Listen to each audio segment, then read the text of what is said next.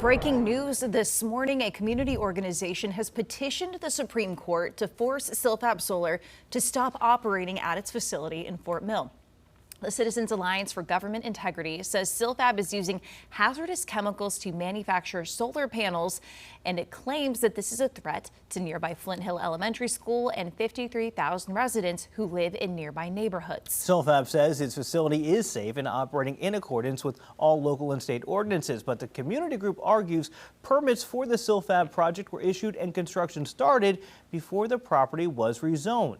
Legal proceedings on this issue are already pending in South Carolina courts. The Supreme Court receives thousands of petitions like this each year and only accepts and reviews less than 1% of these cases. All right, so joining us now is our chief legal analyst, Collie Frodes. Only 1% of these cases. What do you expect the Supreme Court to be looking at here specifically? A number of things. The Supreme Court only wants to hear cases where there are conflicting Court of Appeals rulings. So if you have a Court of Appeals in, say, the Fourth Circuit, and then you have some in the Fifth Circuit, and they're saying two different things, the Supreme Court doesn't want conflicting reports out or orders out there, and so then they'll come in and say, okay, we'll clarify it. Or in this case, and I think this is directly on point, if there is a federal question, something that's dealing with the Constitution, and they're alleging in here 14th Amendment, they're alleging deprivation of life, liberty, and pursuit of property without due process, and because they're alleging some type of federal question, those are the type of cases the Supreme Court likes. But those 7,000 to 8,000 that folks are also sending up to them, they're also federal type of questions or, you know, appellate type of review issues. And so that 1%, it will at least have to be one of those two that I mentioned, but it's no telling if they'll get the numbers. Okay, Khalif, I do want to ask you, we mentioned the fact that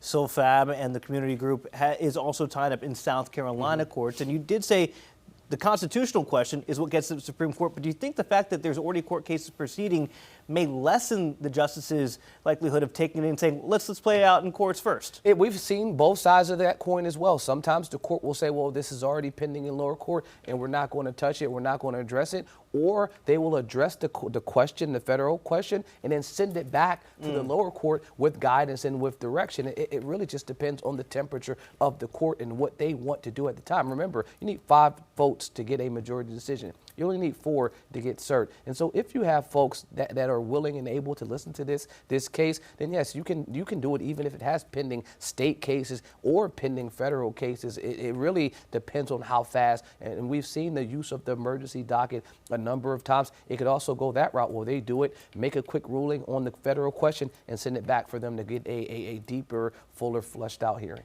We know that Silfab has been controversial since the beginning. People petitioned they didn't want it in the neighborhood in the first place. They were trying to rezone things. They said it shouldn't have been rezoned. It ended up going obviously into production, but if it were to be shut down, would it be based on construction started before this was rezoned, or is it because of what they do there? What would cause them to be shut down? Yeah, it'd have to be some type of procedural misstep on the due process of the zoning, and if they challenged the zoning and they still move forward with it anyway, and then they were still attempting to challenge it even though construction was taking place, that would be the only reason I think they could stop it, not what the nature of their business, because these types of companies, they're present all across the country. It's just now that they've happened to have had a number of scenarios that were negative timing with the actual fight for the zoning. That was just the perfect storm for something like this to get challenged in the court, both in the court of public opinion and actual court. Khalif, quickly, if you can take us through, what does the process look like for going over a case? Does the judges kind of sit around the boardroom and say, okay, this one's up? What are everybody's thoughts? It's just like when they go through for making the decision on the case. They're going to have their clerks. They're going to look at any application that's submitted to them, and they're going to come up with a decision. And it's going to be a code vote to say, do we have the numbers or not, or is this a case that we don't even want to review? So they'll go around and make a determination, but they'll look at it and review every petition that's sent or any type of advisory petition that's sent on behalf of this as well. All right, our chief legal analyst, Collie Frodes, weighing in again for us. Thank you so much. Queen City News Plus. Just search Queen City News on your smart TV's app store.